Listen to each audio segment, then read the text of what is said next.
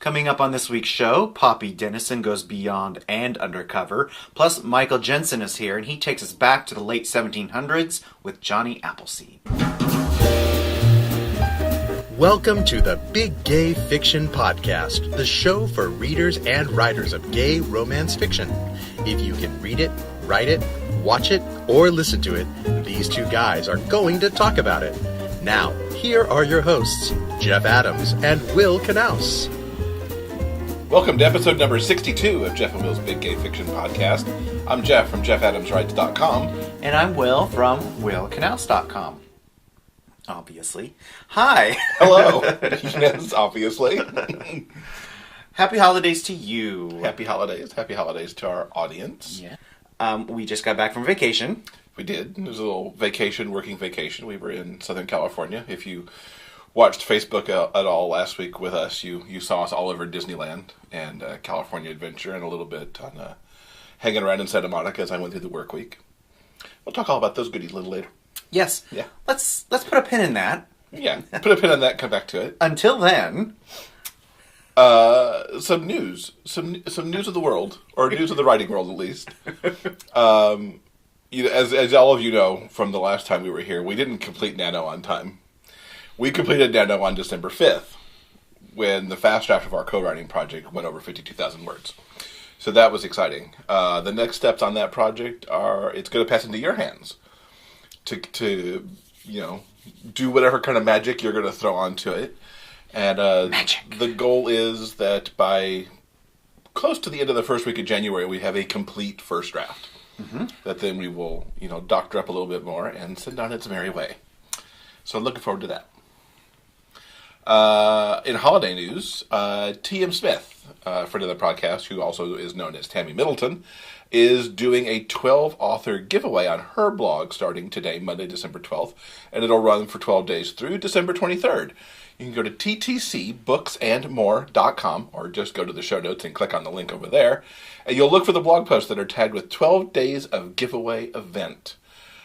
Some really good stuff coming there. I will be giving something away on Wednesday, December 14th, a Rivals audio ebook combo giveaway. Mm-hmm. So check that out. There's good stuff there from 12 authors who are pretty awesome, if I do say so myself, since I'm in that group. Cool.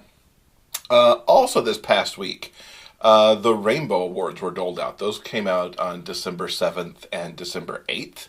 Those are administered by Elsa Roll, who has done this for a number of years, giving out prizes. She assembles a panel of judges, and they go through hundreds of books in dozens of categories. It's a pretty big deal if you're not aware of it, and we do have a link in the show notes so you can see all of the categories and the winners. But I was honored for the first time ever. I came up as a runner-up in 2 categories. Not just one, but 2 categories, which was very cool. Because I've been competing in these awards since I started publishing, and this is the first time I've managed to come out like this. It was in second place in Best LGBT Anthology Collection for Contemporary Gay Romance, with the Sweet and Sexy collection that came out earlier this year, mm-hmm. and a runner-up for the William Neal Award for Best Gay Contemporary Romance for Hat Trick 3 Penalty Shot. So I was pretty excited about that. That middle of the week kind of made things a little giddy while we were down south getting some awards. So thanks to the judges who voted on my work. Congratulations to all of the winners who were receiving of honors, and thanks to Elsa for putting out a great event as usual this year. Mm-hmm. Couple other things to note on that. The awards raised just over $14,000 for LGBT charities. Because the authors who enter their work are asked, it's not mandatory, but they're asked to put in a minimum of $25 towards LGBT charity to have their work entered into the competition. And as I said, show notes have the link to the complete list of winners in all the genres. Did you know that podcasts love to get reviews too? Taking a moment to leave a review about the Big Gay Fiction Podcast helps us with the show's visibility online. Please take a moment to visit iTunes and leave a review. Your comments help other readers of gay romance discover this show. Thanks for helping us spread the word about the Big Gay Fiction Podcast. So this past week, while you were down south on business, as you usually do once per month, mm-hmm. I tagged along, and we decided to make a mini vacation of it. And we spent a couple of days at Disneyland. Yeah. Experiencing Christmas for the first time there. It is very sparkly there for Christmas. Mm-hmm. I had a great time with it. Yeah. We did three rides. 3 rides in 2 days. Which may sound ridiculous, but our targets were the rides in the Magic Kingdom that change for Christmas. The Jungle Cruise becomes the Jingle Cruise. I don't think they changed the name of the Haunted Mansion. No. But it does take on a Nightmare Before Christmas motif. And Small World changes to be Holidays Around the World. I don't think they changed the name of that either, but it's pretty amazing how Small World can be, that song can be meshed right in with Christmas carols. As you go through. And I have to say, Small World was so sparkly and pretty. Yes. The way that they redo the building. It's really lovely. Yeah. They do a really nice job. I don't recommend going during the holidays if you have children or are desirous of actually experiencing the park. Like we said, we were there for 2 days and we rode 3 rides. That is because it is literally jam-packed. Yes, especially Saturday afternoon into evening was insane. Yeah, we went because we wanted to just see the Christmas. We went in 2015, and during that trip we experienced, Disneyland and all it really has to offer. Because it really was an off-season time. So we weren't really looking to enjoy rides and stuff. We were just wanted to be a part of the experience. And while lovely and sparkly, it is crowded.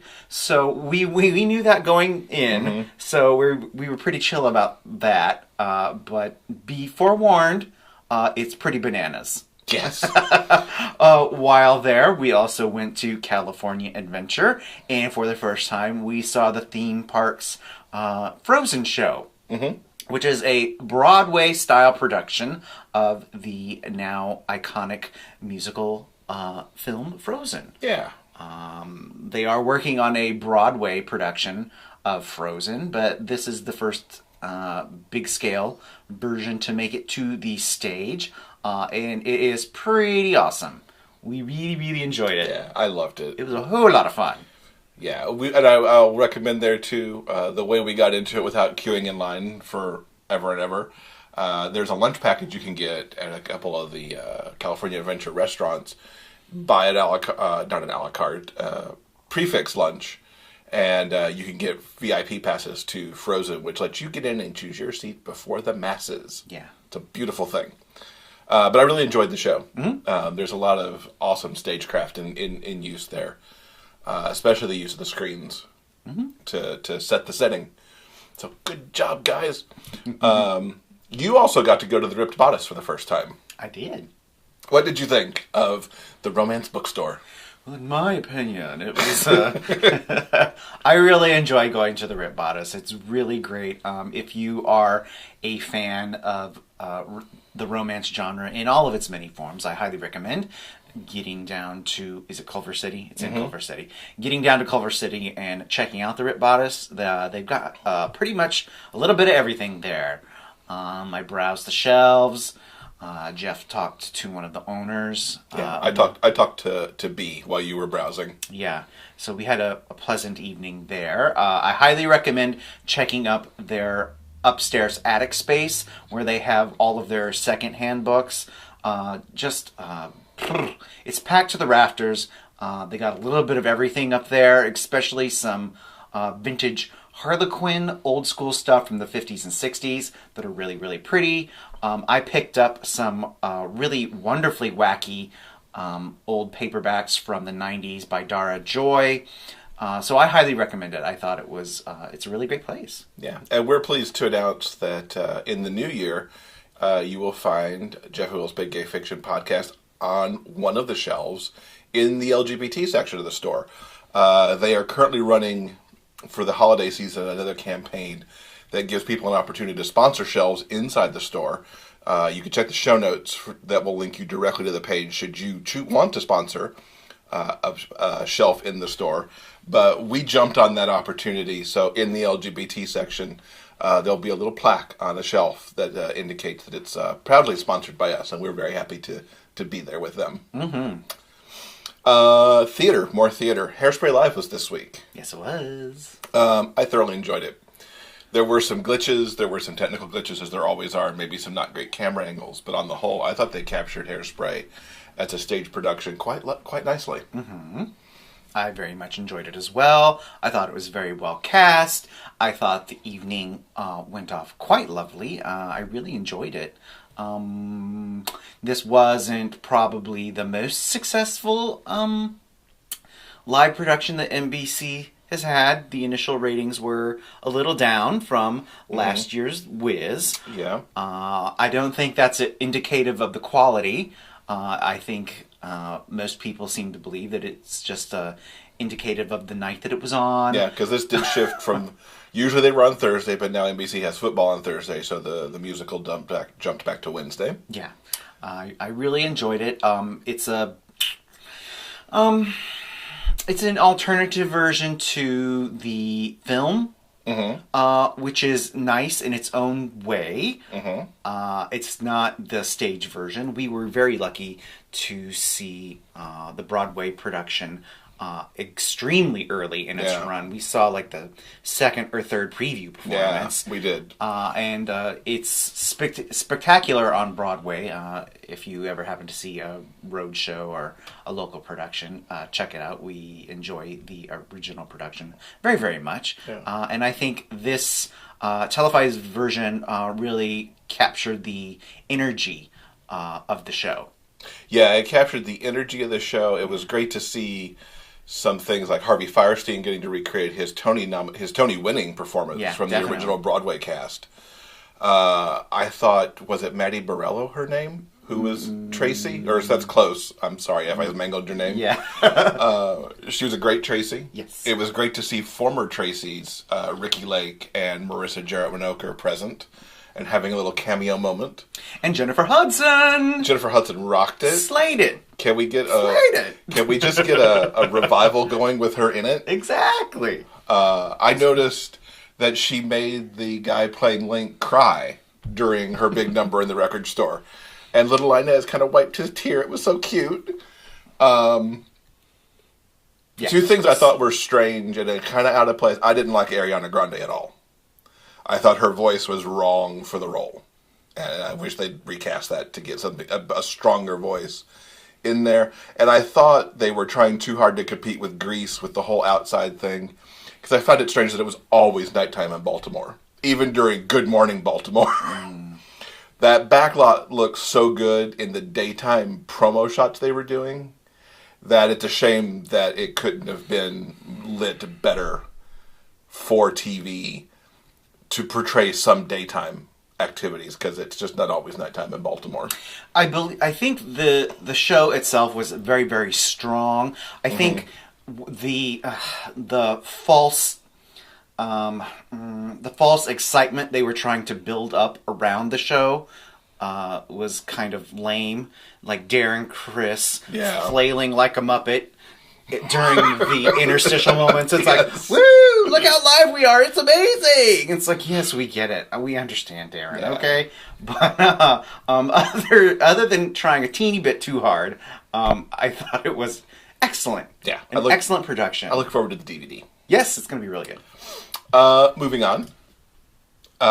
We had Poppy Dennison on this week. We invited her back to come to the show and talk to us about the expansion that's happening of the Dreamspun Desires lines. So let's check that out. So we're happy to welcome back Poppy Dennison to the podcast. She is the Dreamspinner Press Marketing Director. Welcome, Poppy. Good morning. Good morning. Happy to be here. It's good to see you again. Thanks for having me. We had you on almost exactly 1 year ago. You made a terrific announcement. You were announcing the brand spanking new Dreamspun Desires line from Dreamspinner Press. And we're having you on today because you've got a new announcement.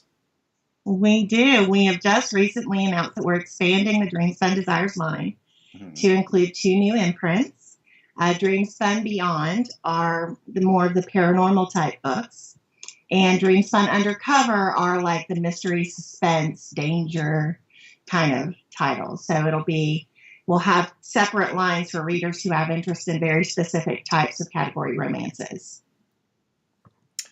Look at you being I know, that's the face excited. that I was I making. like that look. Super excited face. Yeah, Well, and it's fun because the thing that we emphasized when we first started talking about doing category romances is, readers tend to have a very specific thing that's like their heart's desire. It's like your secret thing. Like I told you guys, mine is Secret Babies.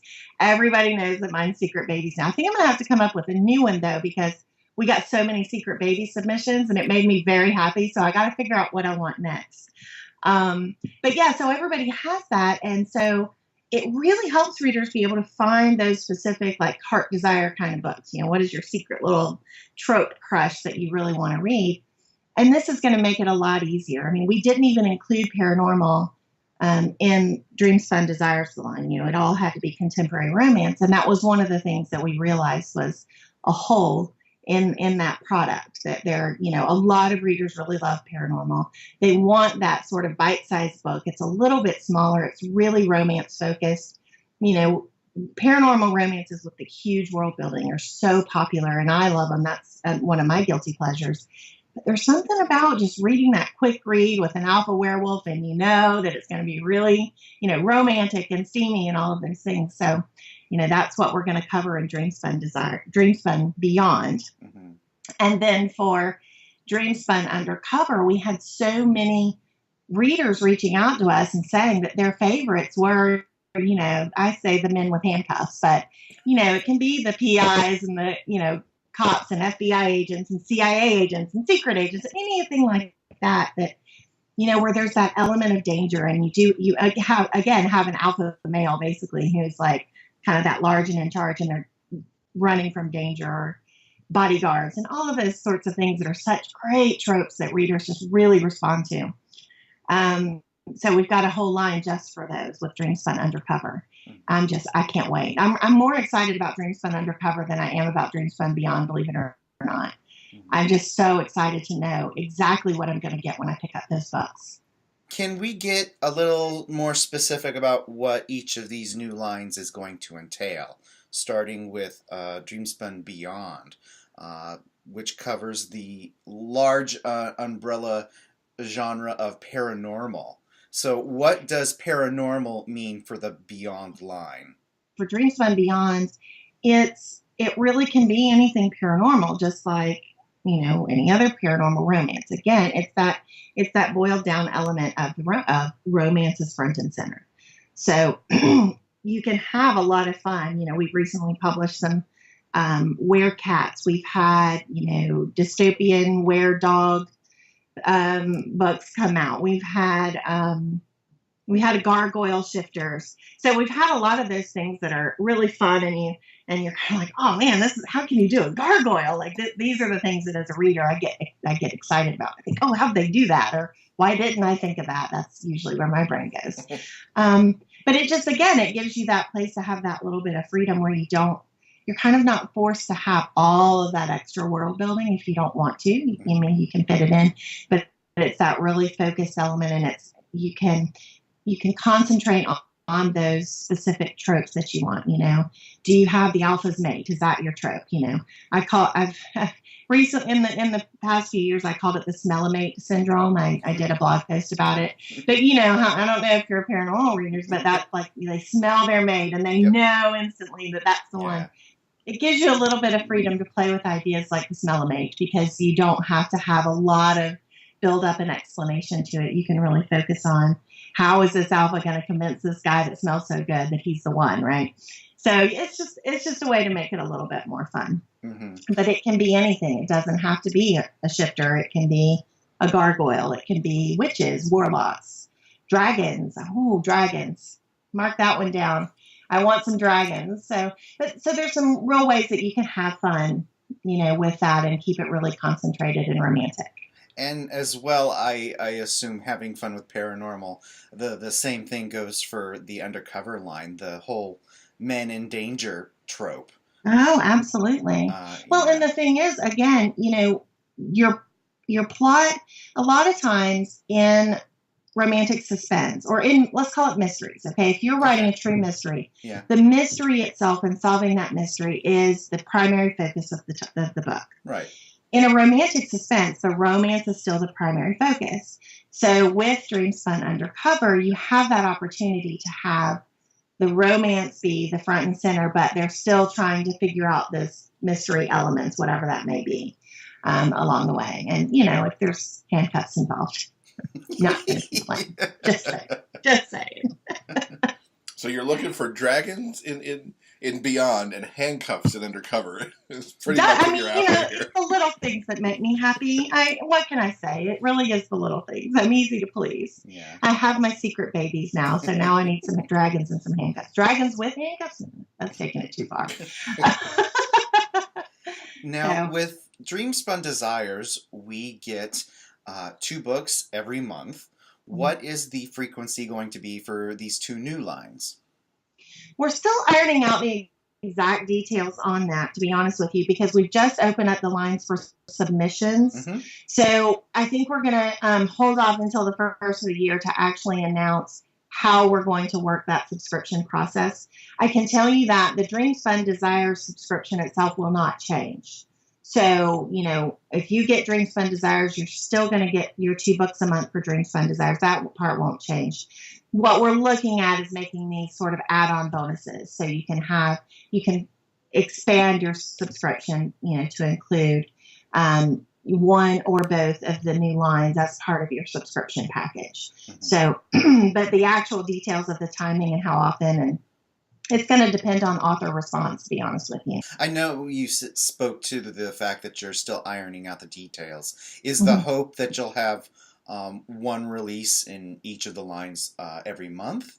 Is that sort of the plan? That's what we're shooting for, yeah. Okay, all right. That's a lot of great stuff to look forward to in 2017. I know. Is there any like sneak peek of next year that you can give us for what's coming our way in the Dreamspun line? I've taken a look at the schedule because I like to cheat. I'm such a cheater. I mean, let's face it, there's so many things. We have some continuing series coming out. We have Charlie Cochet, Jacob Flores, Ava Drake. They all have ongoing series. B.A. Tortuga has an ongoing series in the line, so we'll be seeing more of those. And we're just really seeing just so many really great contemporaries. I mean, this is just, if you're a contemporary romance reader, Dreamspun Desires is the place to be. It's just such a great, there's guarantees. And those tropes that are so beloved, they're covered.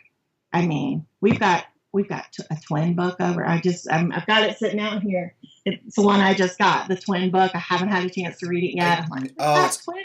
Awesome. I literally just finished that the other day. Claire London is such an amazing writer, so I'm like, it's right on top of my list. Yeah. I can't wait to read it. I mean, our authors have embraced this so well. I mean, it's so fun. I look forward to that. When I see that box in my mail every month, I get excited still, and this is sort of like my brainchild, but I'm still excited about it. And I think it's clear that our readers are as well. They're just really enjoying what this line represents. Yeah. Yeah. I've been catching up on my Dreamspun Desires, as I'm sure I'll probably be reviewing a couple in this particular episode that we're speaking of. But it's funny, I've just been sort of picking them randomly out of order out of my Dreamspun TBR pile. And it's funny. I think 3 of the 4 last ones I've read have been marriage or relationship of convenience. And reading them all right in a row, I'm like, I wonder why I gravitated to that. And I've actually loved every single one of them. Yeah. And I was like, oh, I didn't even realize that was something I was kind of into. Well, and I think that's the thing, especially with that trope. Mm-hmm. When I first thought about doing these, I knew that there were some tropes that were not represented in our genre, and that was one of them. Marriage of convenience is really something. How do you write that? And can you sell it? But that's what category romance gives you permission to do. It gives you permission to explore those classic tropes, and readers know what they're going to get. They know they're getting a classic trope when they have a category romance. So it's an amazing. That's one of my favorites too. Also, my other one is When the Bad Boys Come Home. The black sheep run out of town and he comes back. There's always a sexy librarian. That's So those are the kind of things, and it gives you that freedom. If you're writing just our traditional contemporary romances, it's sort of like Marriage of Convenience. It doesn't seem to feel like it's a real contemporary. Because when you think about that, it does seem so tropey to do that sort of idea. I think that's the magic of what Dreamspun Desires is it's that sort of implicit permission to go there with those classic tropes that you absolutely love. Mm-hmm. Exactly. I'm enjoying the line a whole lot, and I am frankly really looking forward to these 2 new ones. I'm glad you guys came up with them. Oh, me too. I was, when we first talked about starting the line, we talked about this at that point. Like, do we want to go ahead and launch big? Do we want, we knew readers love paranormals. They love mystery suspense. But, at the time, it just didn't seem to make sense. We would keep it concentrated. But the readers have just responded so well to this line. And we thought, let's give them more. Let's give them more of what they're loving. Why not? It's just too fun. It's too fun not to. So for those of us who, broke our teeth, so to speak, broke our teeth, you know what I'm trying to say. I haven't had enough coffee. Hold on. Let's recover. But for those of us those were the books that we read first. Those are the books that really got us into reading romances. That's what we want to go back to. There's something about that that's just sort of comforting. I don't know if you feel the same way when you're reading them, but I'm just very comforted by them. I think that's, the true readers, the true romance readers among us, I think that's the feeling that we're able to capture with this. So. Well, Poppy, thank you so much for coming on for a few minutes and talking all this fun Dreamspun information. Oh, absolutely. Anytime. So we thank Poppy for stopping by and giving us the scoop there. If you want to check out the show notes, we've got the links to the submission guidelines for both the Undercover and Beyond lines, which will be helpful if you're a writer out there who wants to look at submitting to those, or if you're a reader and you want to get just a little more insight into those new lines. And there's something special going on these first couple of days this week. Mm-hmm.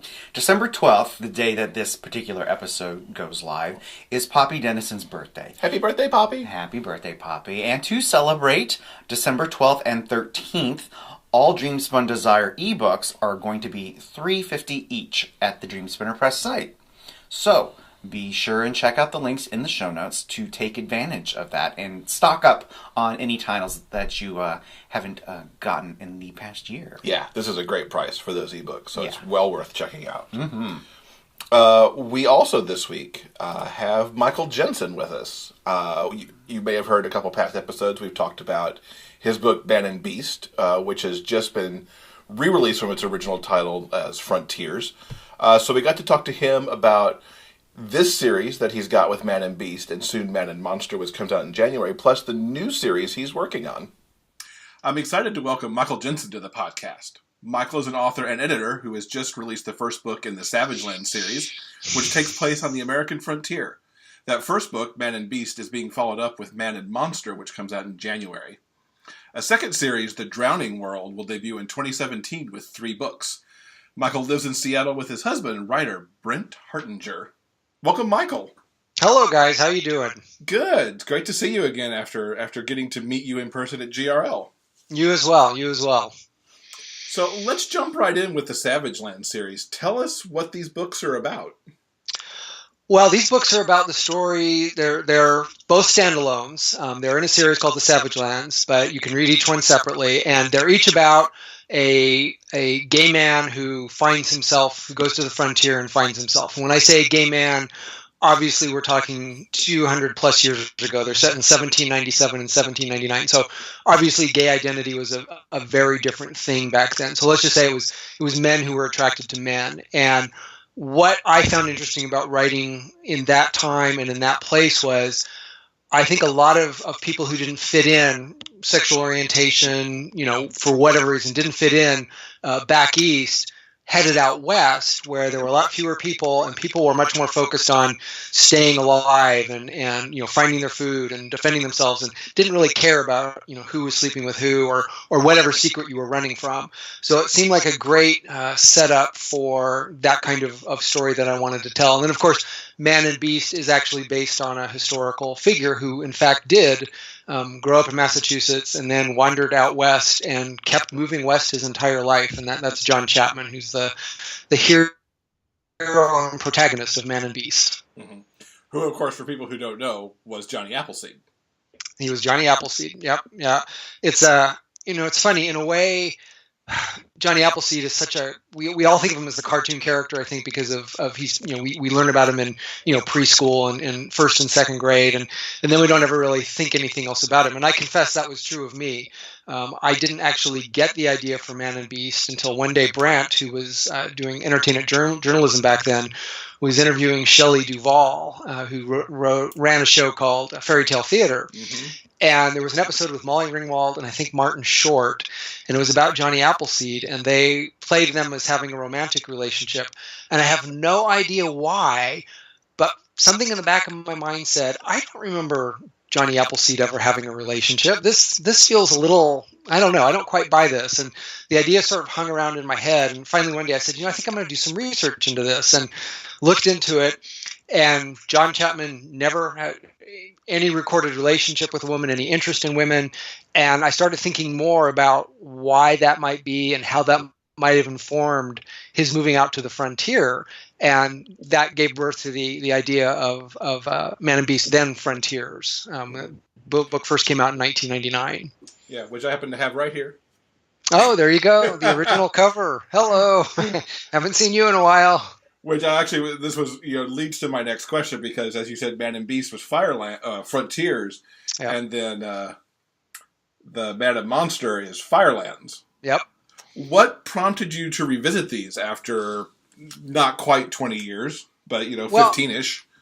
What prompted it was mostly I had people getting in touch with me and asking me if they could get copies of Frontiers and Firelands. And Firelands went out of print quite a few years ago. Allison, unfortunately, went under, and Simon & Schuster had the right to Frontiers, but they weren't available in any bookstores. And Simon & Schuster was only doing a print-on-demand version, and it was quite expensive, and people it wasn't practical for people to get.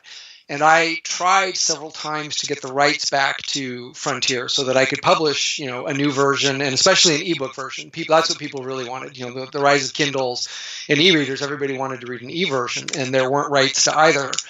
And after many years of going back and forth with Simon & Schuster, I finally got them to give me the e-rights back. They still have the paperback rights.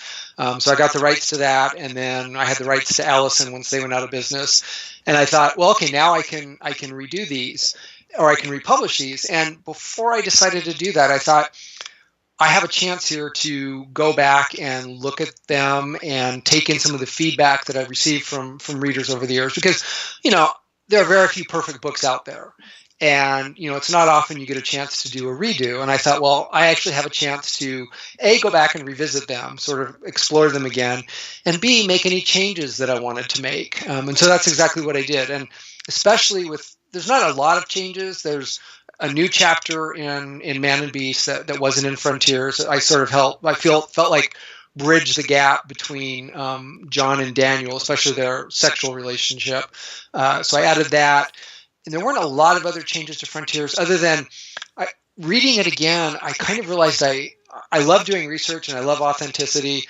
So I kind of went overboard on the dialect, I think, in Frontiers. I think reading it again all these years later, and it's fascinating when you read something that far removed from having written it, your ownership and your ego is a lot less involved, because it's almost like, oh, someone else wrote this book. and you're reading it and you're not possessive over every little word because you really don't remember having written much of it. At least that's my case. So I was able to look at it with a much more cold, clinical eye. And the dialect was something that jumped out at me, that sort of like, my God, this guy really, needs to dial it back. Yes, you want that authentic feel, but you don't want to make it inaccessible to the reader. So I dialed back that part of Frontier. And then in Firelands, Now Man and Monster, I actually did make a substantive change to the end of the book. It happens to one of the characters in Firelands that left a lot of people upset at the time. And while at the time I would have fought to the death, and I still don't think it's a defensible decision, but it plays into a tragic gay stereotype that all these years later, it's like, I don't want to contribute to that. I don't need to add to that body count. And I'd rather give it a different ending. So I guess no one's read it yet because it's not out yet, but hopefully people who have read Firelands and read this will, they'll be okay with the change. I'm not too worried about it. And people who haven't read it, I think it's a more satisfying ending now. I know I certainly feel happier with it. And it's funny, a seminal moment for me in thinking of this was, did you guys watch Buffy the Vampire Slayer?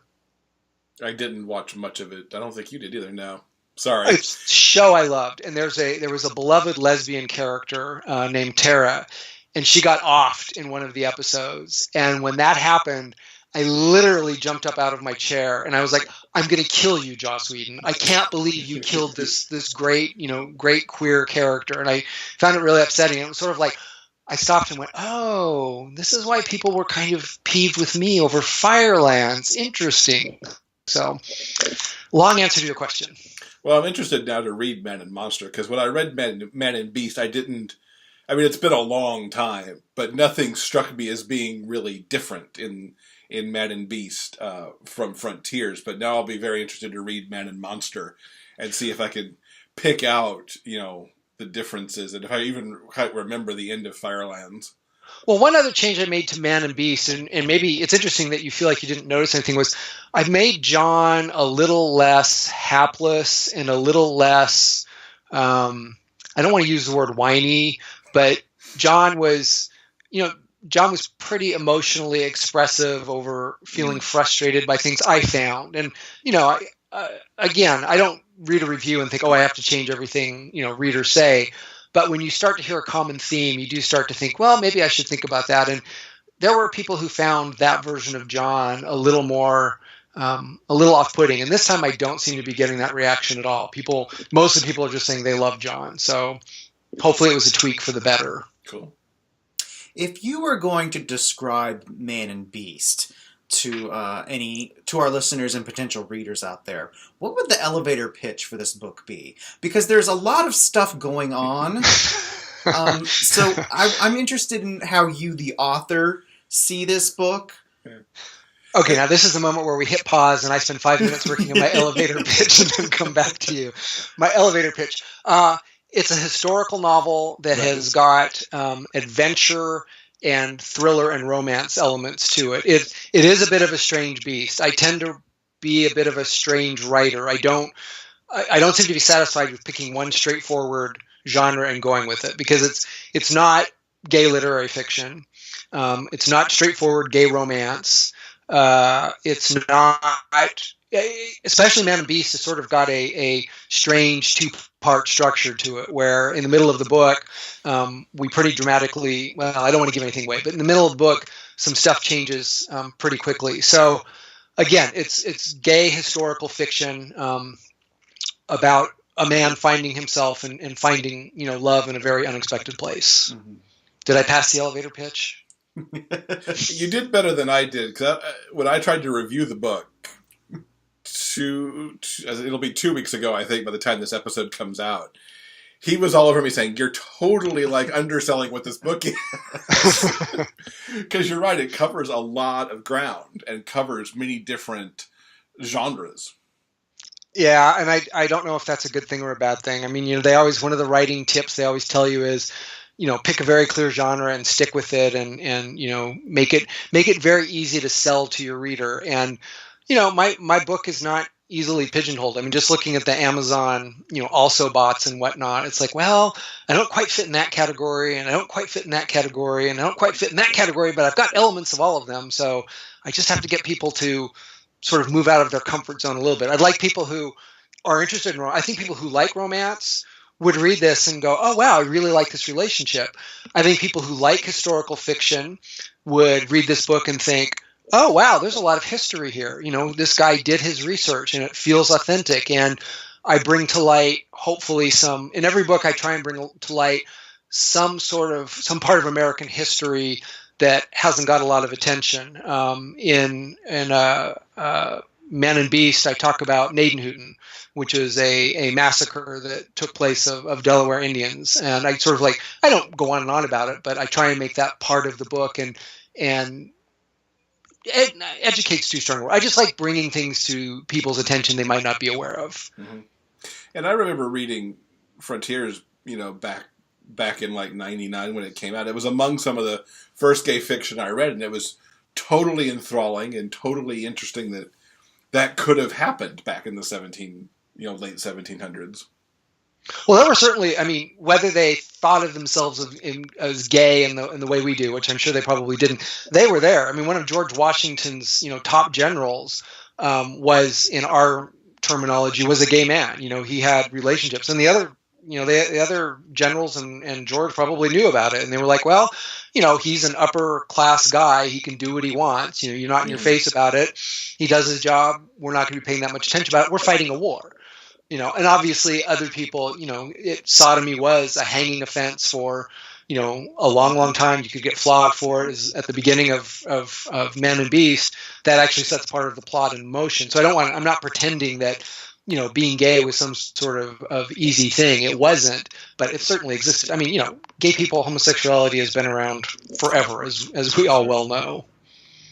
Do you foresee more in the Savage Land series? I have a third book in mind. It's called Man and Demon, and the books are all standalones. Man and Demon would take more of the characters. It would take both of the two new characters I introduced. Man and Demon focuses on a trapper and a Delaware Indian who develop a relationship together. And Man and Demon will take all of the characters from Man and Beast, Man and Monster, and then go with another story involving an actual historical event that involved the Native Americans at the time sort of struggling to hold on to their land. So it won't introduce a new romantic relationship, but it will involve, all the characters from the first two books. And I definitely want to write it. It will be a while before I get to, since I am now off on the Drowning World series. Right, which is a perfect segue. I mean, with Drowning World, you're going way back. 5500 BC. What have we got to look forward to with these books? Again, you'd think I would learn to just, pick an era and stick with it, like KJ Charles. She writes, these fantastic books set in England, and she's, has got her world and she's sticking with it. Meanwhile, I'm running back 5,000 years. Drowning World, again, it's similar to Man and Beast and Man and Monster in that it's gay historical fiction, just set in a very different time and place. It involves two men who aren't together at the beginning of the book, but I don't think I'm not a shocking spoiler surprise here, but who end up finding their way to each other. And again, I'm taking an actual historical event from 5500 BC and weaving my story around it. And this time I'm kind of doing it on a bigger, more epic scale. I've got the 3 books all planned out already. It's A Broken Land, A Treacherous Sea, and A Fiery Sky are the 3 books. And I don't want to tell too much about it at this point, but A Broken Land is set in ancient Turkey. The whole Drowning World series is set in ancient Turkey, and it's built around an actual historical event, and it's world spanning and well, it's not quite world spanning, but that time and place, it was spanning the known world, and involves my characters having to overcome some pretty harrowing challenges in order to save themselves and save their world. I would even go so far as to say. Mm-hmm. Is there an expected release date yet? It's going to be the second half of 2017. I've got A Drowning World, A Broken Land is actually out to beta readers right now. And come January 2nd, I'm going to start working on A Treacherous Sea. And I'd like to have a Treacherous Sea done and ready to go, so that people who really enjoy Broken Land then don't have to wait, a year for the next book. I think self-publishing and e-publishing in general has kind of changed people's expectations. Years ago, we were used to waiting a year between an author's books, especially in a series, and now I feel like that expectation has changed. So I'd like to have both books ready to go, and then the third book will come out a little bit later than that. Nice. Now, what attracts you to writing historical fiction?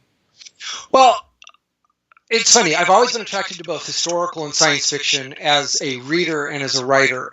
And I think that's because so often the present can either feel rather mundane or, especially lately, kind of depressing. And so I like to escape both into the future and into the past. And I would write science fiction, except I'm not nearly smart enough to write science fiction. I mean, writing about gravity and trajectories and planet orbits, it's like, no. I couldn't write that very well. Historical fiction is the thing I especially drawn to.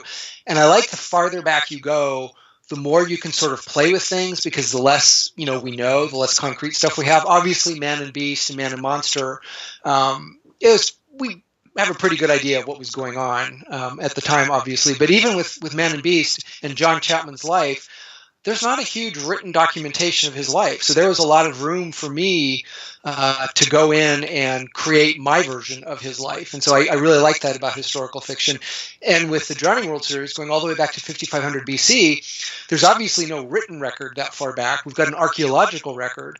And so for me as a writer, I'm able to go and do the research and look at the ancient sites and read about the documentation of what they've learned about them. But nobody knows what their cultures were actually like. So I get to make it all up. And as a writer, that's incredibly fun. I mean, the three different cultures, primarily the three different cultures I touch on in the Drowning World series, are all based in actual, archaeological artifacts and the documentation that we have.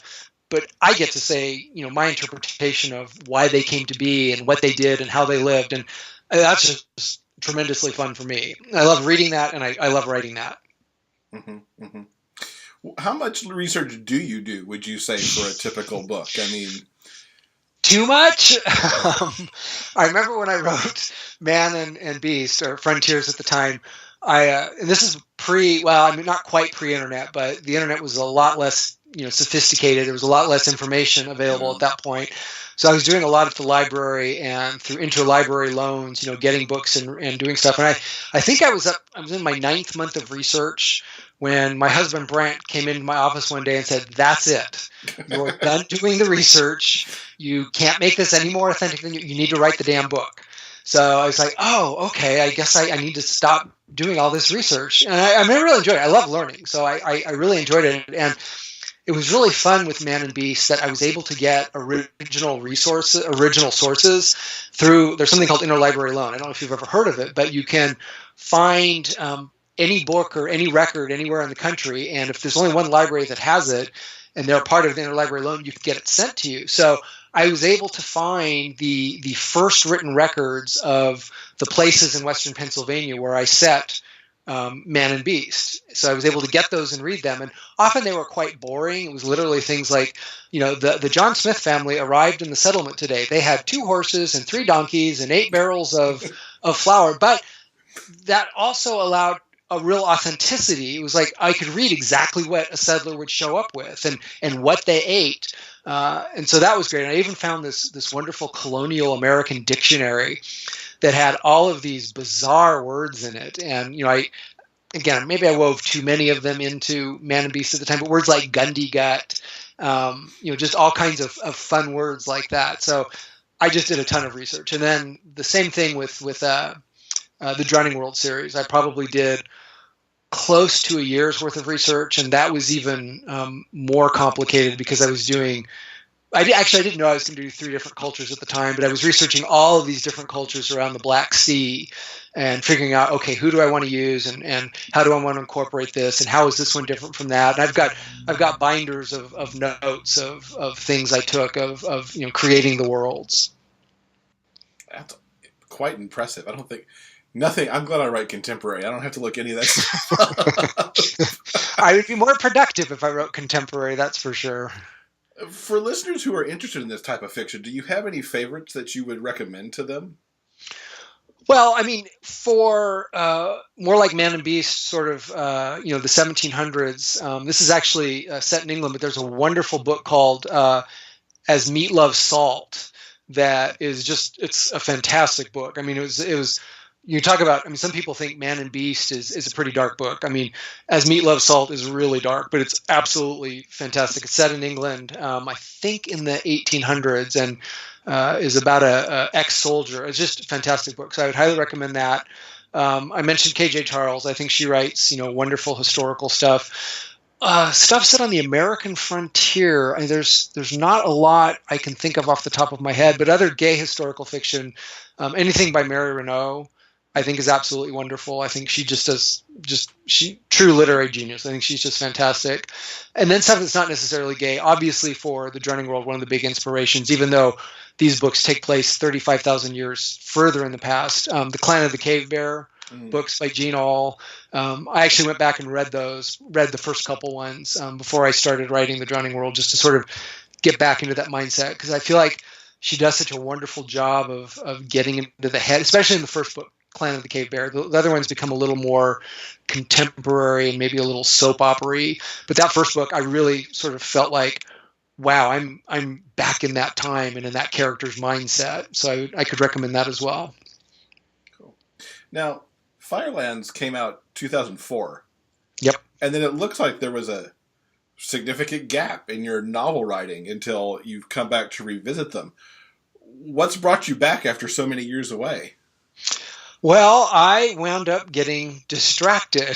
I actually was working on a very early version of The Drowning World right after I worked on Firelands. That was actually the book I was working on when a friend and I had an idea for a website we co-founded together called After Elton, which covered, I'm always doing something gay. I've always, it's been a passion. It's something I've always been drawn to. And so After Elton covered gay pop culture.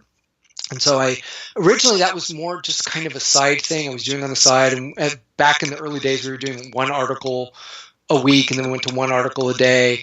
And then eventually it became, a full-time job. And I did that for, that must have gone on for 5 or 6 years. And then finally that job ended. And honestly, I was so burnt out. Working online it's a 24-hour, 7-day-a-week monster. I mean, especially when if you're involved in any kind of breaking news. I mean, I cannot tell you how many Friday evenings, I think Heath Ledger died on a Friday evening. And so that, all of a sudden I'm at my computer keyboard, writing about him and what he meant in Brokeback Mountain.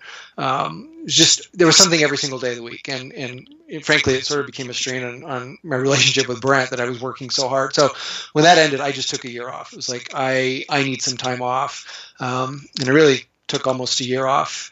And then, I don't know, I did a couple other things. I wrote some online educational curriculum. And I was like, I really miss writing novels. I mean, that's always been my first passion. That's the thing I want to get back to. And I was sort of trying to figure out exactly what I was going to do. I've got I did write a contemporary novel, actually a horror novel that it's always got something gay about it. It's about a group of friends, including a gay couple, that will hopefully see the light of day at some point. And then I went back. I just couldn't get away from The Drowning World. I love that idea and that world. So I started working on that. And I've been working on various incarnations of that, ever since then. So, and then I got the rights back to Firelands and Frontiers, and I stopped to get those up on and available as ebooks. And so it's sort of been zigzagging all over the place a little bit. But it's always been, writing novels has always been my passion. I wrote my first book in the 6th grade. So, it's not a surprise. I eventually keep coming back to it. That's awesome. So you mentioned a couple things that are happening after The Drowning World. You've got the other book to do in Savage Land, this horror book that you've done. What else do you see on your horizon, or is that enough of a horizon for right now? That is enough of a horizon right now. I'm having trouble getting past today, much less the past. I need to do a blog post about the past 3 weeks of my life, which have been utterly insane with everything I've had going on. As you know a little bit, I mean, we decided to sell our house and move, so we had to get out of our house and move into a new apartment. You and I had to do the big gay giveaway, and then I was releasing Man and Beast, my first book in 12 years, all within a 3-week period. So and you threw the Thanksgiving holiday in there at the same time too, and just mixed it all in. I did. Honestly, looking back over those 3 weeks, it's the sort of thing I couldn't have done it. I couldn't have survived it if you had told me ahead of time, here's everything you're going to have to do in the next 3 weeks.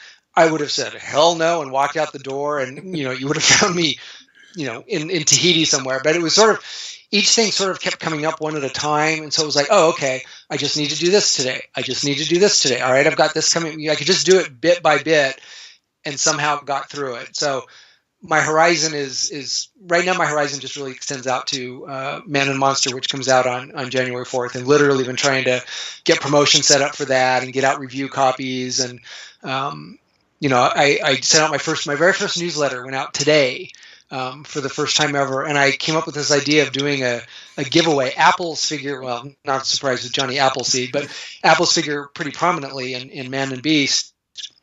So in my newsletter, I decided to give away 5 copies of Man and Monster to the first 5 people who could unscramble 5 different varieties of apples. And I thought, a few people will do this. I'll get a few entries. I got 65 people writing in with their answers to this. And you want to respond to everybody who does that. So my whole day got swallowed up, responding to everybody. And it's been great. I mean, it's really been fun. It's been fun. I love interacting with people. I love interacting with fans. But I usually like to have it planned out a little bit more instead of, I literally got up this morning and I thought, I wonder if anybody bothered to solve the puzzle. Did anybody figure out what the apples were? And I clicked on download my email on my iPhone. I'm laying in bed, and it's like message popping up after message saying, here it is. Hope I'm not too late. Here are my entries. And I mean, in 10 minutes, I had my 5 winners, and they've just continued coming in all day long. So if you entered and didn't get the book, I'm really sorry. We'll do another contest. That's awesome, though. You got that response off the first newsletter. It was gratifying. It was a lot of fun to do. So we've mentioned your husband, Brent, a couple of times. And for those who don't know, he is the author, probably best known for the Geography Club. Yep. And that series of books. What's it like living in a total creative household where you're both writers? I've never lived in any other kind of household, so it's hard to compare it to. I would say it's the best of worlds and the worst of worlds. We never drive each other crazy obsessing about our books. We both are aware of how that happens. We're both aware of the amount of concentration it can take, to work on it. I mean, Brent especially is incredibly focused, and when he's writing one of the Russell books, he can literally get sucked in for a month and barely come up for air. And I just it's like, oh, okay, that's what he does, and I know that. We don't have kids, we don't have other competing interests, so we're just able to let that happen. But the downside to it is neither one of us is very good about pulling the other out of it. We don't have another perspective to say, hey, I think you need to broaden your focus a little bit, or you need to step away from the computer and not work on your book because, frankly, the other one is usually, has their nose down in a book. Honestly, I would take it this way than a different way, because I feel like, we're on the same wavelength. There's no conflict over, gosh, I wish you wouldn't spend so much time working on your books, or I want to do this other thing. And we do other things, definitely together. But it's pretty nice. I can't complain about it. Very cool. So what's the best way for people to keep up with you online? Probably Facebook, where we have a divide in our household. Brent is a Twitter person, and I'm a Facebook person. I try and do Twitter. I don't quite get Twitter. I don't enjoy Twitter. Neither does whereas, say what? Twitter doesn't make any sense at all.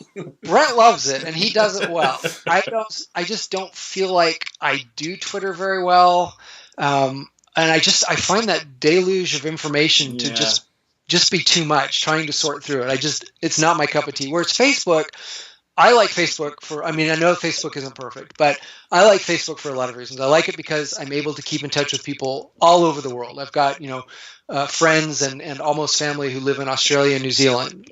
And because of Facebook, I can keep up with them incredibly easy, and I've reconnected with old friends. But I also find I'm really able to sort of express and be myself on Facebook. I've got kind of a weird sense of humor, and I feel like I'm able. Where Twitter, I feel like I'm not a very, very genuine person. I try, but I just don't express myself very well. Facebook, if you follow me on Facebook, you're going to get a pretty good sense of who I am. You're going to find out I like dark chocolate. You're going to see I'm kind of obsessed with Seattle, the city I live in. I like posting, weird, funny things. I like sharing my life. I mean, some of the most popular things I post on Facebook are about Brent and I posted a picture in our new apartment of our cake wedding toppers, and I got like 100 likes on that. And because I feel like Facebook lets people get a glimpse of me and sort of a real sense of who I am. So Facebook is definitely, a great place to keep in touch with me. I email all the time, so people can come visit me at michaeljensen.com. You can email me through the website. I pretty much respond to everybody, maybe not immediately, but pretty quickly. And I do look at Twitter every day, so it's not like if you contact me through Twitter, I will completely ignore you. Instagram, I know I should set it up, but honestly, there's only so many social media hours in the day that I just, that's one I just haven't even looked at this point. And Tumblr, I did Tumblr for a while, and Tumblr seems to have died. Now, what about your amazing newsletter? Where can people sign up for that? If you go to michaeljensen.com, I make it very easy. The first time you go there, a little window pops up, and it'll only pop up once. If you come there, you're not going to, every page you click to, I'm not going to be, bugging you to sign up for my newsletter. I hate people who do that. But you go there once, it pops up, you put in your name, and you're on my newsletter, and you'll get my next newsletter, which will be out early January. All right. Very great. Well, Michael, thank you so much for being with us. Thank Much you. Success This to is you on the my first re-release of these podcast two interview. I incredible really books. appreciate it. And when Drowning World comes out, we'll have to have you come back and explain what's going on in 5500 BC. I would absolutely love to do it. And thanks again to Michael for coming by and talking to us about his books. I can't wait to read his new stuff with that series that's going back into like the 5500 BC. Yeah, that's crazy. That's truly historic fiction right there. It's going to be good. That's going to do it for this week's show. Coming up in episode 63, we have Jay from Joyfully Jay, and she's going to be here to talk about her picks for the best of 2016. Looking forward to that. Hope you guys have a great week. Yeah. Keep reading, guys, and we'll see you later. For detailed show notes and the complete episode backlist, go to biggayfictionpodcast.com. New episodes are available every Monday on all major podcast distributors and YouTube. Thanks for listening. We'll see you next week.